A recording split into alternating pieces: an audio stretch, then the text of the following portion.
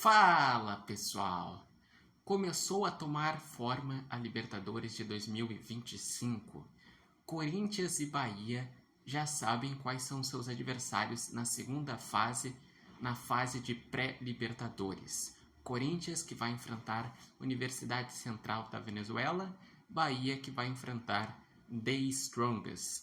Eu diria que o adversário do Bahia é mais complicado, porque o The Strongest ele tem participado com frequência da Libertadores da América. Inclusive, nessa edição, estava no grupo do Grêmio e terminou em primeiro lugar no grupo. E tem a questão da altitude, que normalmente os brasileiros costumam sofrer jogando lá na altitude.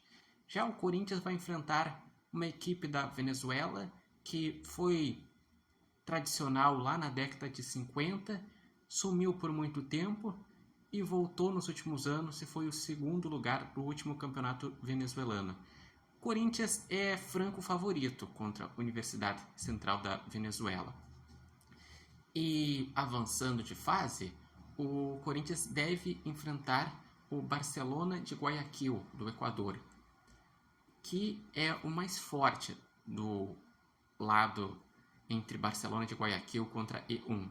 Mas, caso for o E1, seria Bolívia 1, que ainda não se sabe qual representante da Bolívia seria, ou é o Nacional do Equador. De qualquer forma, o Corinthians também, na minha visão, seria favorito no segundo mata-mata da pré-Libertadores, na fase 3, e deve chegar na fase de grupos da Libertadores. O Bahia, eu acredito que o maior desafio é justamente nessa fase 2, porque na fase 3 são dois adversários de menor expressão. O Nublense, do Chile, que até jogou a fase de grupos da Libertadores recentemente, esteve num grupo que tinha o Flamengo, ou Boston River, que é uma equipe desconhecida do Uruguai.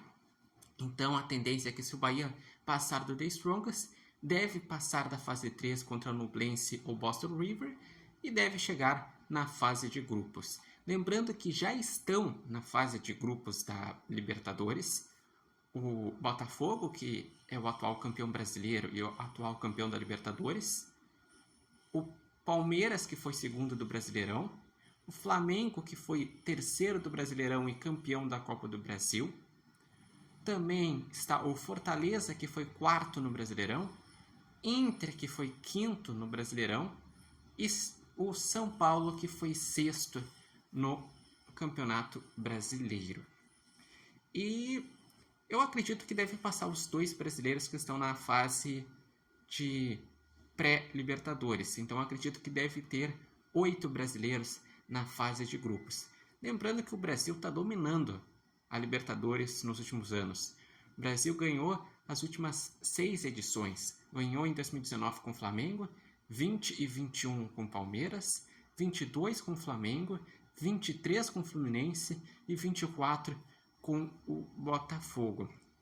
E quanto aos brasileiros na Libertadores, eu vejo da seguinte forma o ranking de favoritos.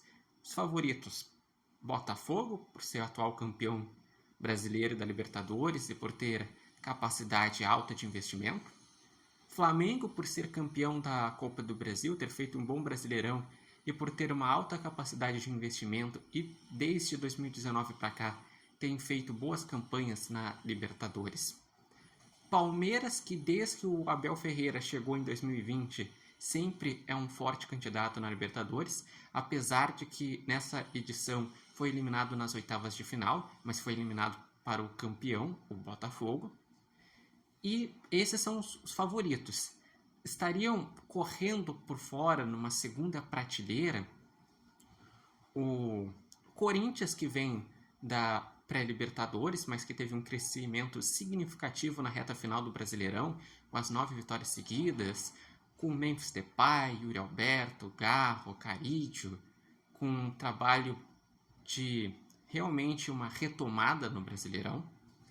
Também corre por fora o São Paulo, que na minha visão o São Paulo é uma equipe muito tradicional na Libertadores, que o próprio Zubeldia falou que vai ser o campeão da próxima Libertadores, mas que em questão de investimentos e de time está atrás dessas equipes que eu falei, do Botafogo, do Flamengo e do Palmeiras.